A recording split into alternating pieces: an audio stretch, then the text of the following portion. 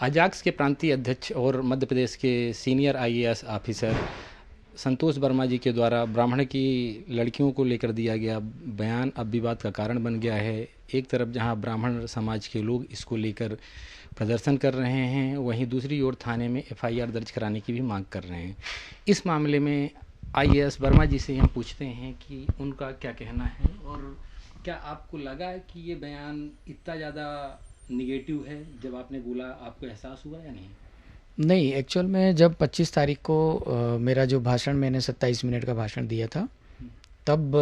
वहाँ पर लगभग 5 से 7 हज़ार लोग थे और सब पढ़े लिखे कर्मचारी अधिकारी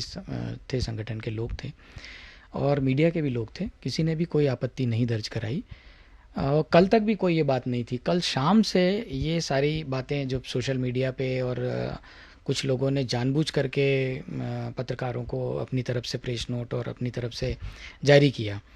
और मैं एक चीज़ और बता दूं कि 2.5-3 महीने पहले जब कार्यवाहक प्रांताध्यक्ष हमें चुना गया था 3 आईएएस ऑफिसर्स को, तब भी कुछ कर्मचारी संघों ने उसमें आपत्ति जताई थी और आपके अखबारों के माध्यम से उन्होंने अपनी बातें बताई थी कि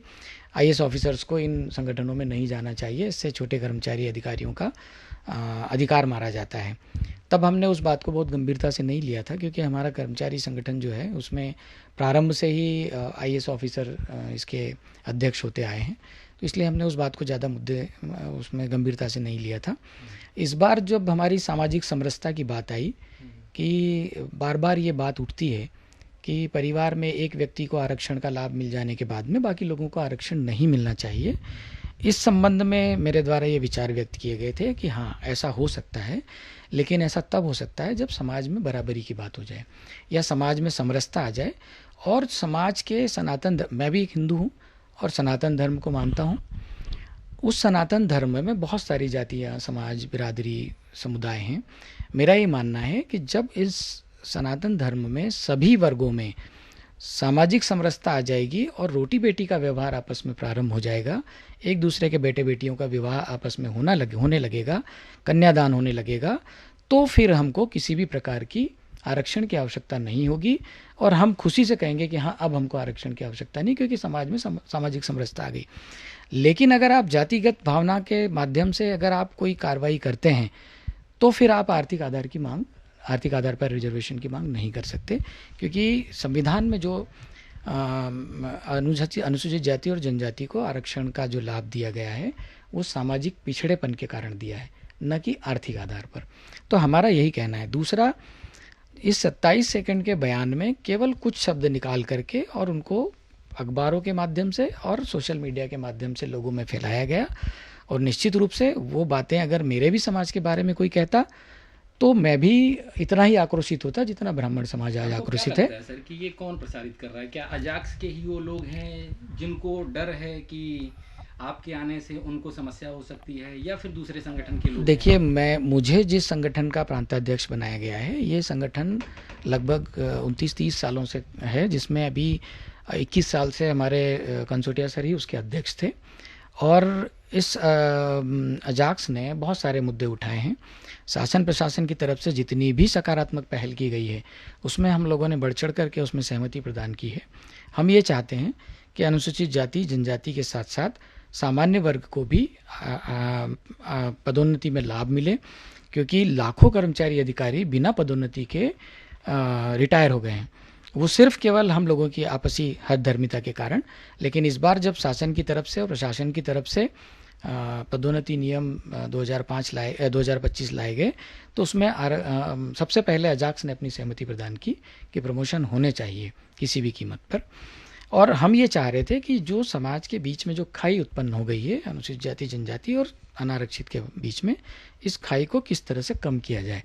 और इस खाई को कम करने के लिए बाबा साहब अम्बेडकर ने जो सामाजिक समरसता की जो थ्योरी दी है, उसमें उनके द्वारा किया गया है कि एकमात्र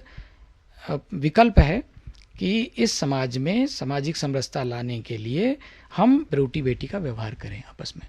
और जब तक ये रोटी बेटी का व्यवहार नहीं होगा तब तक हमारे समाज में आपस में सामरस्यता नहीं आएगी। मेरे क्वेश्चन का जवाब अभी नहीं मिल पाया कि सर वो कौन लोग हैं जो प्रोपेगेंडा फैला रहे हैं आपके खिलाफ? देखिए अभी आपने जी बिल्कुल बिल्कुल आइडेंटिफाई किया, उनके मैसेजेस भी हम लोगों के पास में मिल गए हमको। बाकायदा उन्होंने प्रेस नोट जारी किए हैं और समाचार पत्रों के पास गए हैं और उन्होंने लिखित में दिया है। उसमें एक संगठन का नाम तो मैंने आपको बताया, कर्मचारी संघ जो है मंत्रालयीन कर्मचारी संघ ने, उन्होंने भी सुधीर नायक जी के माध्यम से उन्होंने दिया है। और दूसरा एक मौर्य जी हैं जो ग्वालियर में पहले अजाक्स के जिलाध्यक्ष हुआ करते थे और उसके बाद में जब उनको किसी कारण से अजाक्स ने निकाल दिया कुछ वित्तीय अनियमितताओं के कारण, तो उन्होंने फिर ये नया संगठन बनाने का प्रयास किया है। और नए संगठन बनाने के बाद में जब उनको लगा कि इतने बड़ी भारी मात्रा में पूरे प्रांत से कार्यकारिणी के लोगों ने आकर के सर्वसम्मति से कंसोटिया सर का इस्तीफा एक्सेप्ट करके संतोष वर्मा को अध्यक्ष बना दिया, तो उनके पास कोई विकल्प नहीं बचा था। इसलिए उन्होंने जानबूझ करके इस 2 या 3 शब्दों को निकाल करके और लोगों के सामने प्रस्तुत किया है। इसीलिए हमने सभी मीडिया के माध्यम से भी और समाचार पत्रों के माध्यम से भी और सोशल मीडिया के माध्यम से भी अपनी बात रखी है और ब्राह्मण समाज से आग्रह किया है कि अगर हमारे किसी भी शब्द से या हमारे किसी भी वाक्य से जो आपको प्रस्तुत किया गया है उससे अगर आपको कोई भावना को ठेस पहुंची है किसी समाज के, तो उसके लिए हमने बिना शर्त तहे दिल से माफ़ी मांगी है और खेद प्रकट किया है। जैसे सर कुछ कर्मचारी संगठन कुछ ब्राह्मण